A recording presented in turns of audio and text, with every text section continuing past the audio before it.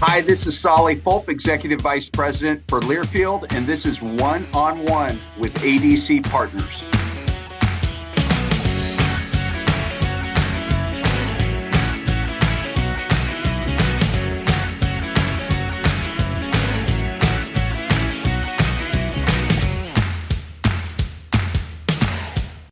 Hi, this is Dave Helmy of ADC Partners. And a couple of years ago, the NCAA did something crazy. After some legal defeats and legislative challenges, the NCAA finally threw up their hands and started allowing college athletes to make some money by using their name, image, and likeness in different marketing activity. What happened next was a veritable explosion of new companies, brands, brokers, collectives, and athletes all trying to gain a toehold in this new and potentially lucrative marketplace. It was, many said, the new Wild West of college sports. Well, if there's a new sheriff in town trying to bring some order to the chaos of NIL, it might just be Learfield's Executive Vice President Solly Fulp. It's safe to say college sports is woven deeply into Solly's DNA. Before landing at Learfield, he was a Division I wrestler at Oregon and later a deputy athletic director at Cal. And it's those experiences that position him so well to work on both the opportunities and challenges associated with NIL. In this episode, we talk all about those opportunities and challenges, how Learfield is approaching the quickly evolving NIL market, how Colorado head coach Deion Sanders fits in, and much, much more.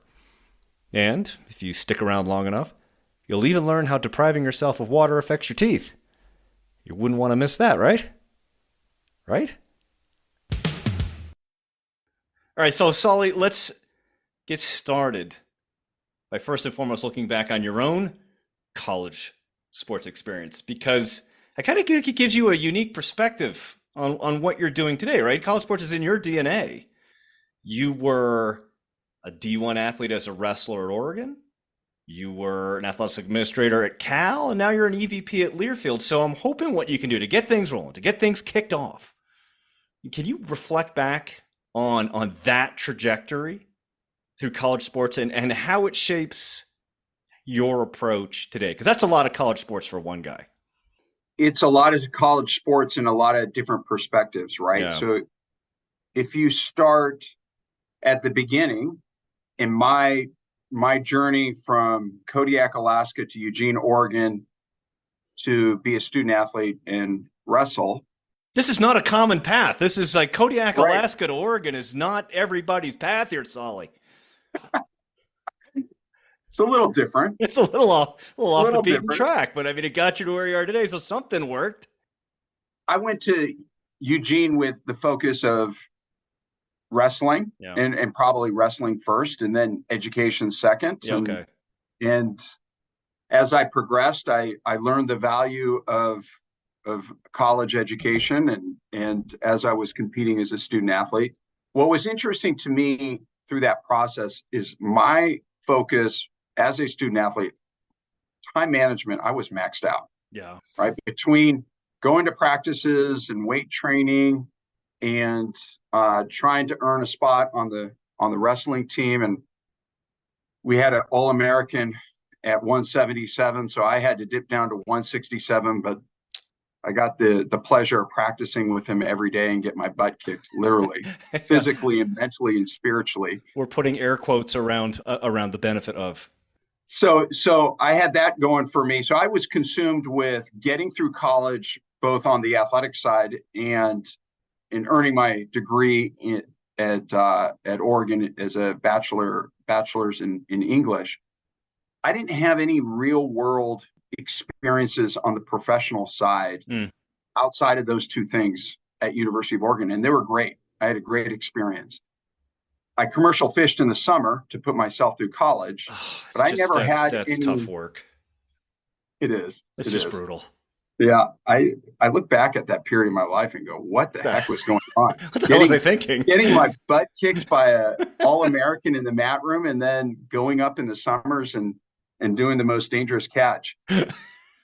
So it was an interesting time period for me, but we didn't have name, image, and likeness. We didn't have any of the professional experiences that up until 2 years ago were offered to student athletes. And that was how to build your personal brand, how to develop and connect professional relationships, how to fulfill and activate a deal, how to read a contract, understanding they have to pay taxes on the income that you earn.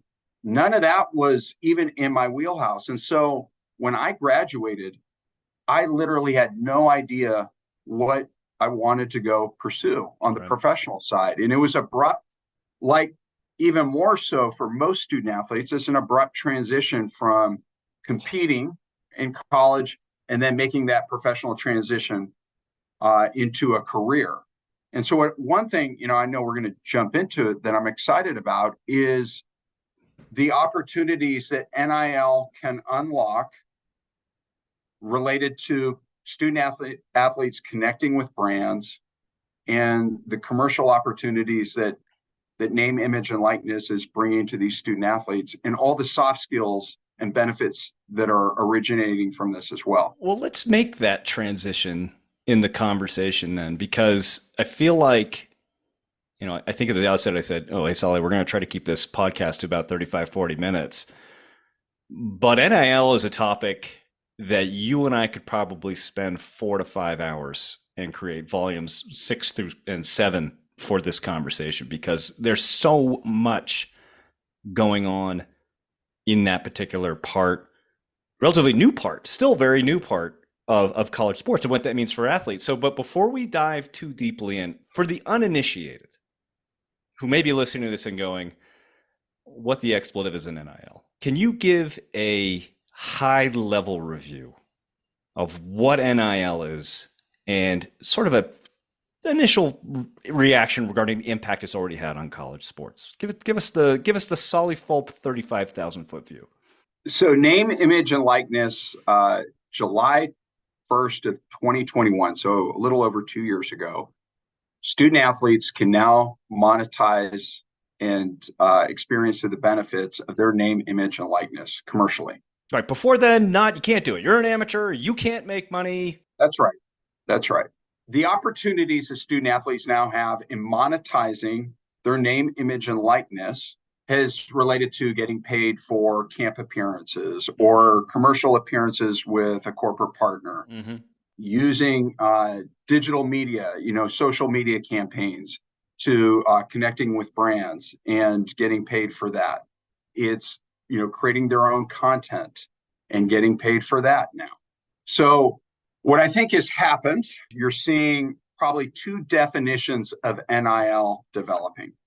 One is related to this perceived pay for play aspect, which is being associated more so on the collective front. What Learfield is doing and student athletes are doing directly with brands is what I think the intent of NIL was to be, where student athletes are connecting with brands, and there's transactions for their name, image, and likeness at market value on what that company is willing to pay.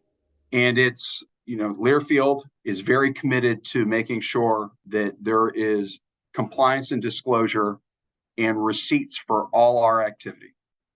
But I think it's fascinating. So there definitely was like this before period where you're an amateur and you can't make money to do this. Otherwise, you're hurting your ability to play sports. You're not going to be an amateur anymore. Right. That changed, like you said, 2 years ago, right? And all of a sudden, the Supreme Court jumps in and says, you know what? People can't be restricted from doing things like that. So, but what I thought was surprising is the NCAA took a really hands-off approach in adjudicating how NIL was put into place, right? And so it led to this, and you brought it up, right? The collectives. Collectives were sort of an unforeseen outcome, right? And that's one approach. And then there's the more sort of what I think the intention was approach that Learfield's taken. But that kind of crazy mishmash led a lot of people calling, NIL and the people jumping into it and the way it was beginning to explode all over the place, they're calling it the Wild West. Do you think that's a fair description of how it started and how it's going? Or do you feel like this marketplace is starting to settle? Well, I think there's a little bit of both still going Okay, on, yeah. right? I think that there's a need. So with individual state law, that is what's dictating NIL more than anything. Mm, I do think there's a need for transparency. Having that compliance and disclosure would be appreciated by everyone. I would say on our front, with what we're doing, connecting brands with student athletes, and I want to make this very clear. yeah, We represent brands, not student athletes. We're right, not agents of student athletes. We represent brands' interests in engaging with student athletes on influencer marketing. And that's what we're doing. right. We're connecting brands, school intellectual property rights, and the student athlete. And it's our allied program where student athletes can use the school IP in brand campaigns. That's facilitated through us. We have those commercial intellectual property rights for the school. So we're out there representing. If a brand wants to engage in using intellectual property rights with a student athlete or without a student athlete, the front door is to go through Learfield to make sure that it is properly monetized the right way and represented with the company the right way. A student athlete's NIL campaign is much more valuable when they're in uniform or when they're associated with their respective university. We're sitting in the center, facilitating that transaction, and we're best suited for it with having over 15,000 brand relationships at our 200, nearly 200 schools that we represent and conferences that we represent. So we're in a situation where we have the accountability and expectations to make sure that we're properly making those transactions. The next level to this in content creation and digital campaigns and all these creative opportunities that we can do with the student athletes and use of school IP and brands is alignment on values related to the brand, right, and the student athletes that are participating in these campaigns.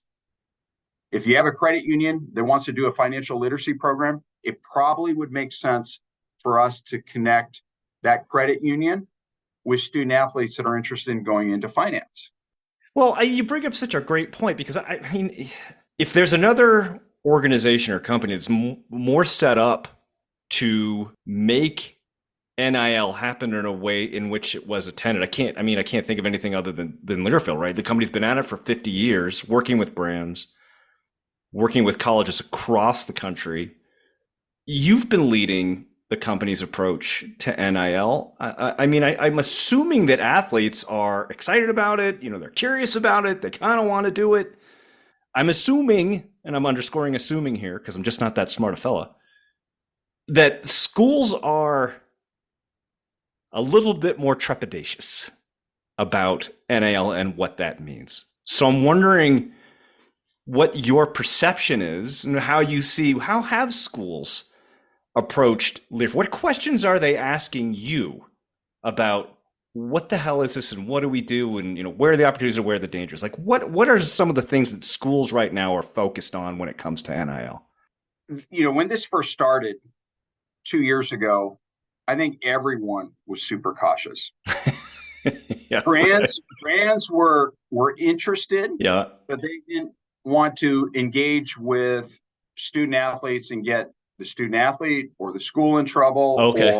Yeah. or have something come back to their brand, right? Yeah. So there was caution on that front. Schools were cautious, and student athletes were just trying to figure out what their value was in the space. And so I think, you got that Spider-Man meme where everyone's pointing at each other. But what has developed very quickly, and I credit our CEO, Cole Gehagen, he identified this at the beginning, that we need to stand up Learfield Studios and get really good in content creation, right? Because this is coming. Yeah. And he saw the future with influencer marketing and where this is all going. When he, moved me from multimedia rights and business development into this role a year ago, he said, "Hey, you have that student athlete experience and perspective, which is important. Our multimedia rights business. I need you to lead this in with many other people, right? So it is no pun intended, a collective effort on our end with many, many people taking ownership in on NIL throughout our company. But quarterbacking this was scary. It was like, you're going into the deep end of the pool or the abyss and really not understanding where all this is going. And so I see what is developing, though, is brands are really understanding the impact and value of what the student athlete can bring to all their multimedia rights assets to amplify and connect with those individual university audiences. Especially on the national level, but also on the local level. It's interesting, the student athlete storytelling and the followers that they have, that they can bring to the table, and the connections that they make with their university community.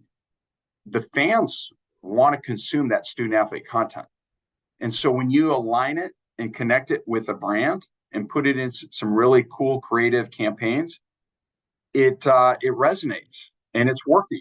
The connectivity between people, and this is such a terrible statement, people and people, right? Fans want to engage and be connected to athletes. They love their schools, right? You brought up earlier, being able to integrate logos and uniforms and other forms of IP into that kind of campaign and content, hugely valuable.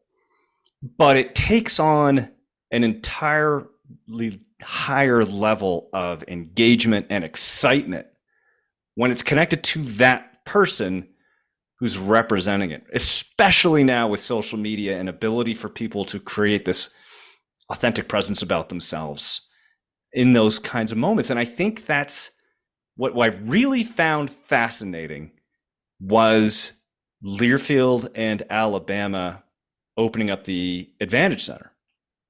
And so, and I'm going to read a quote here by Greg Byrne, AD at Alabama's Greg Byrne. He says that this is a place where young men and women can go to grow their brand and be educated in that financially, which is a statement 3 years ago that would be absolutely crazy coming from an athletic director. Just 3 years ago, he probably would have been arrested, right? But this is an entirely new part of the student athlete experience, the ability to go in there and say, what's your brand and how we're going to help you create content. Can you talk about that kind of idea and using the Advantage Center as sort of the catalyst for it all? What that experience means for a student athlete now? I think there were 3 legs to the stool prior to 2 years ago. And it was come to our respective university, receive a meaningful degree, right, win championships in character development on the playing field or on the court or in the mat room, etc. Now, the 4th leg to the stool, and it's an expectation of prospective student athletes, is all those 3 things. And I want to monetize my name, image, and likeness. Yeah. And I want to develop my personal brand while I'm at your university. I want to connect with corporate partners. I want to understand the value of relationships. I want to be able to have time management skills to facilitate all this. And I want the university to help support it. And so that is an expectation that these student athletes now have that is part of their student athlete experience. Yeah. Period. And so what you're seeing with Alabama's Advantage Center and Greg Byrne's vision with Cole and others, and Andrew Wheeler came together to discuss, okay, how do we help support a facility on campus that can answer that new student athlete expectation that they have at your university, with a facility that is in the daily traffic schedule of these student athletes on campus, part of the athletic facilities where they can go and create content, where they can go connect with our corporate partners, where they can learn how to develop their personal brand, understand the tax issues that come from earning income on these NIL campaigns, time management skills, et cetera, et cetera. And so I think that's that facility is a physical commitment that the University of Alabama has to their student athletes. I will tell you, there will be more studios or advantage center concepts on campus to provide that solution to those student athletes that have that expectation that's part of their experience. Do you think that Alabama just realized that this is a key differentiator for us to be able to reach the kinds of athletes that we want to come to our program? This is an expectation that they have now. I mean, it is another leg of the stool from the standpoint of, yeah, you're going to play for championship teams. You're going to get a great education. And you are also now going to learn and be capable of building a brand, extending your message, understanding, and having all the tools to be able to do that specifically. That was a strategic move on the part of Alabama's leadership. It will make a difference in their recruiting and retention efforts, for sure. Mm-hmm. I will tell you, just as a former student athlete, I wish when I graduated that I had a couple NIL deals under my belt.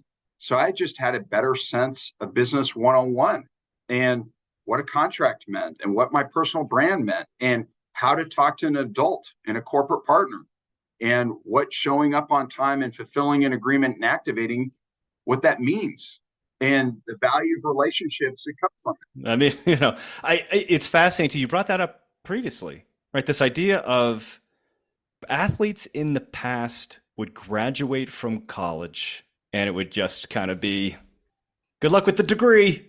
You had a great experience. See you later. Bye.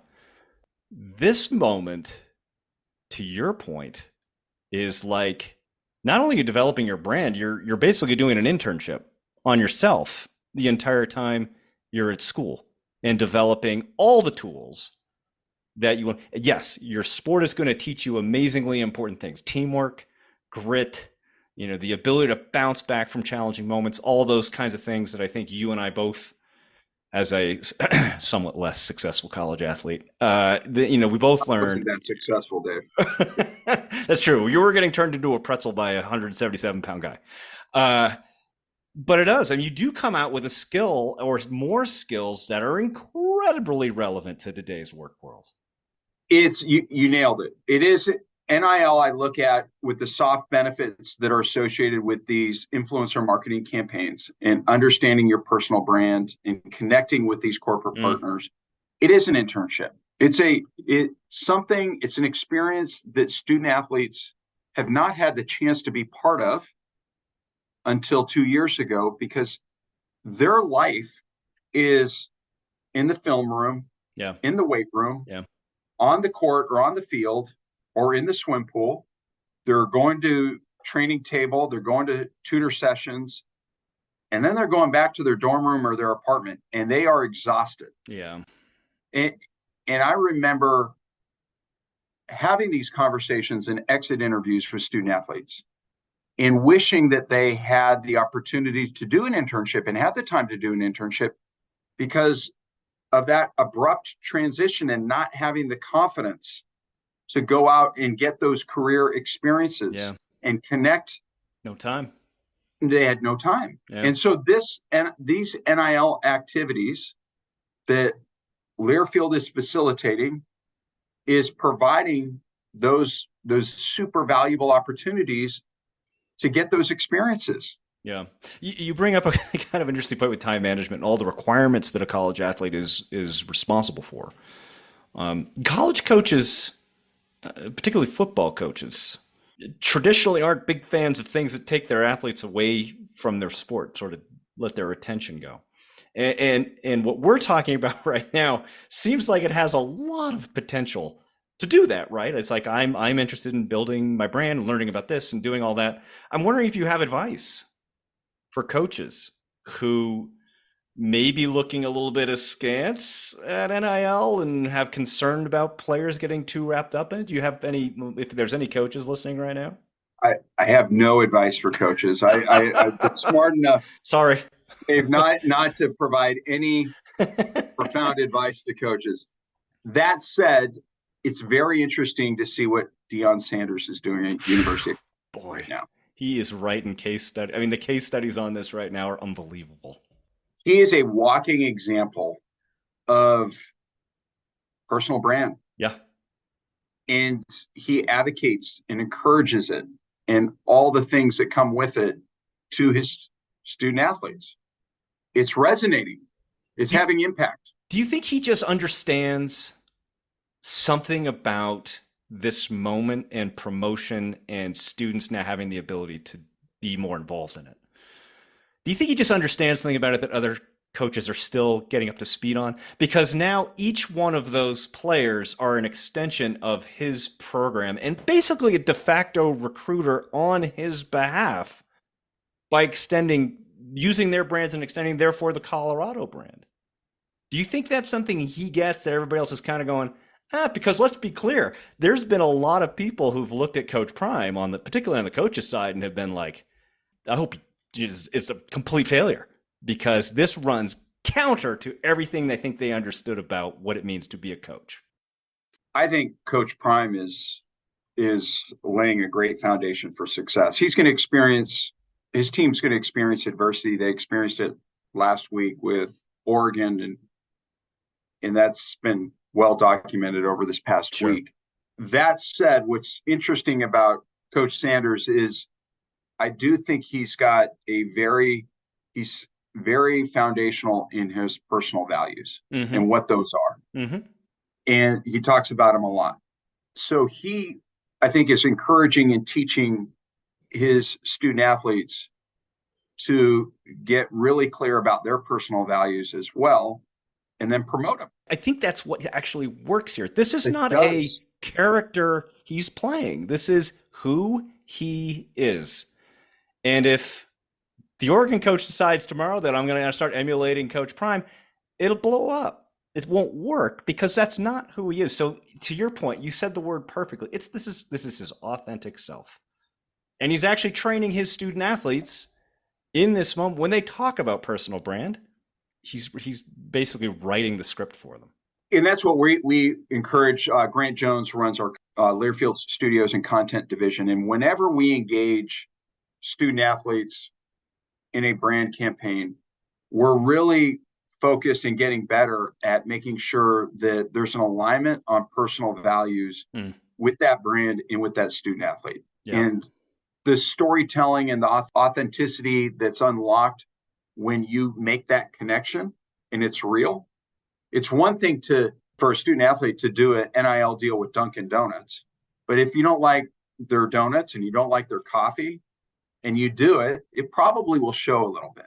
But if it's part of you do actually consume Dunkin' coffee and donuts, and you like their products, you're making me hungry.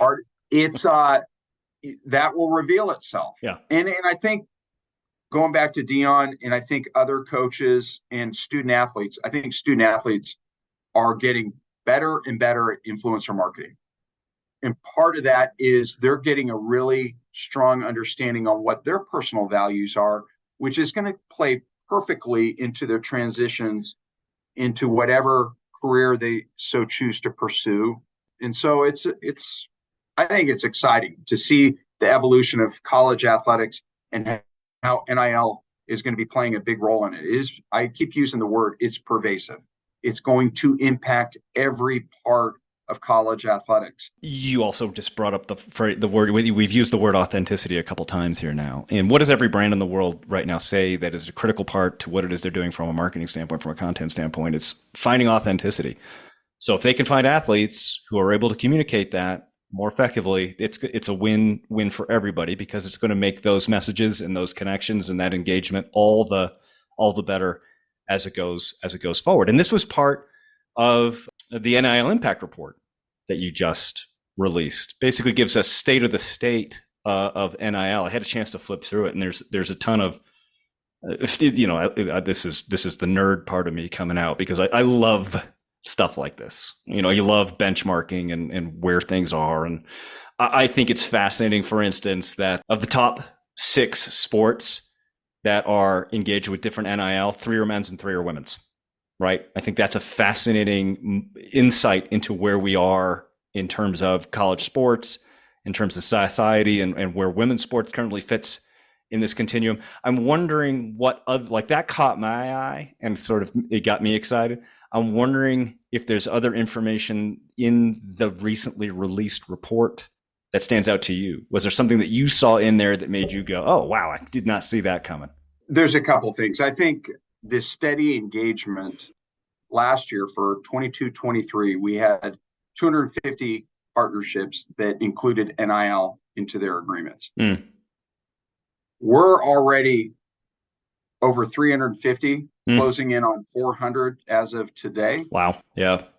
And we're 3 months into our fiscal year right now. And so I'm not an economics guy, but that seems like a growth curve. Every conversation, it feels like we're having, whether the corporate partner decides to incorporate influencer marketing into their agreements or not, they're interested in learning more about it and how it could work for them. So it's another significant tool in the tool chest. You and I, when we first met, radio spots was the big thing that we packaged corporate partner agreements on. And then it was TV visible signage, and then web banners on the official athletic site. I'm only laughing, Solly, because I know there's like a 28-year-old listening to this right now going, what the hell's a radio spot? Right. There's the devices you had in your car that you could listen to, and they had advertisements. Yeah. But now it's content creation and influencer marketing. Yeah. And so I would say the impact report shows the frequency of our activity over this past year, and it's well documented. And the Learfield corporate partners distributed $8 million plus directly to student athletes. That's amazing. Through influencer marketing campaigns and NIL activity, which, again, we represent the brands, not the student athletes in those activities. But we have 50 plus partnerships with collectives, which we treat those collectives just like a banking partner or an insurance partner that wants to use IP or promote that collective through our offerings on the multimedia rights side, whether it's signage or video board spots or a digital campaign to showcase their collective and awareness to that university community. So I would say what this report represents is we are sitting in the middle as a transactor with our allied product of being able to offer brands, school IP with student athlete NIL campaigns. And we have the brand relationships, we have the IP rights. It just makes sense for us to be that transactor. Yeah, you're at the hub of the entire relationship right now. Right. And I think that's what's showcased in the report. Yeah. I think the other interesting thing is you're going to see more brands get really creative on content creation. We had a discussion with some Toyota dealers not too long ago. And, it goes back to those two definitions of NIL. And one of the Toyota dealers said, hey, we've had a couple student athletes come onto our car lot and ask for cars. And we're like, we're not into that aspect of NIL. That's not of interest to us. But we would like to have a couple student athletes that grew up going to practices and their mom and dad were driving them in a Toyota. And they talk about their journey to the playing field at that respective university. Such a great idea.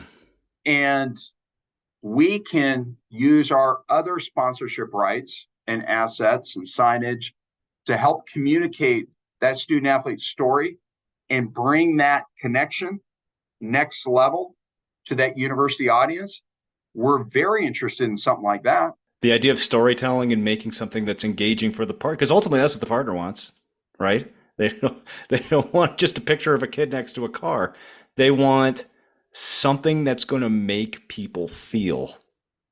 And that's what the stories that you're talking about can do. I mean, it's funny you started talking. I can immediately see in my mind's eye the beat up Toyota minivan that I used to drive my kids to practices with, right? It's a whole feature just about that. It's context. Again, it's not to overuse the word authenticity, but that's what moves the needle today. Dave, it's that people to people connection that you were talking about earlier. And brands they prioritize that. They know how much that means. And taking T-Mobile and making that connection on a national brand to a Tucson, Arizona, it's gold. No matter where you are. And I think more brands are going to get very savvy and interested, and we're experiencing that. And you're going to see more student athletes make sure that Learfield and others know what their personal values are and what brands they want to connect with. They're going to get very savvy about it. And schools are going to help support those connections because it's now part of the new student athlete experience moving forward. I think that's one thing that we can count on is that things are going to continue to evolve, right? This has only been 2 years since we've really been in an NIL marketplace. And already the number of changes and new players on the scene and outcomes, things have been coming from all over the place. It's exciting. It's crazy making. It's fascinating to watch. I'm wondering what you're keeping your eye on right now in terms of both opportunities and challenges related to NIL. What gets you when you walk in right now and you're like, oh, this is going to be awesome, or yikes, that's a problem? What are you paying attention to? What's spurring your action? Well, with all this activity that we're experiencing, making sure you think about it, we have an entire sales force and company that grew up in college athletics and multimedia rights that was told specifically, you cannot do influencer marketing or connect brands to student athletes. It was an NCAA violation. And now all of a sudden we're like, go get them, Tiger. Right. Hurry up and go. Go. And so when you have the brand's interest and you've got collectives and you've got student athletes that are really excited about NIL, and we sit in the middle, we're the transactors with IP rights and all these partner relationships. We have to, like I said earlier, we have to make sure that we have compliance and disclosure and receipts of all this activity, that we're accounting for that, and that it's at market value. So all that has to happen, and we cannot take any shortcuts on it. And I would also say we're at Learfield are very accountable now to the student athlete experience. We were before, but now more than ever. It's one thing to mess up on a print ad or a TV, a static sign or an LED sign.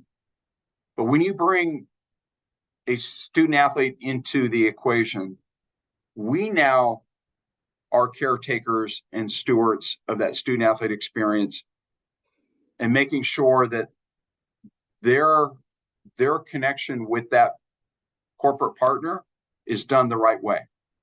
I can tell you, everyone in Learfield feels that way. We take that to heart, that these are human beings that are now being incorporated into corporate partnership agreements. It's really, really important. I know the right way is used a lot, it's overused, but that we do this the right way. So when that young leader at whatever university graduates and they have 4 or 5 NIL deals under their belt, they can look back and say, you know what, that enhanced my student athlete experience. I'm a better person for it. And it came out to the positive. Solly Fulp, Executive Vice President for Learfield, thanks very much for joining me today. Like I said, this conversation, I think I've got about 6 questions I didn't ask, but I know we're getting close on time here. So Volume 6, Volume 7 coming soon. Before I let you go, though, I'm going to put you in the lightning round. I have some questions for you that I'm going to ask that I want the first thing that comes to mind. No pausing to consider. No careful consideration. These are spontaneous responses. Solly Fulp, are you ready for the lightning round? My Lord, here we go. Okay, here we go. You are famously from Alaska. What is the most frightening bear encounter you've ever had? I've never had a bear encounter. You're not really from Alaska then. It's all been a ruse up to this point. Okay, no bear encounters from Alaska. All right. Well, I went on a hunting trip and I saw one on a ridge that was like a half mile away, and it was a little brown dot.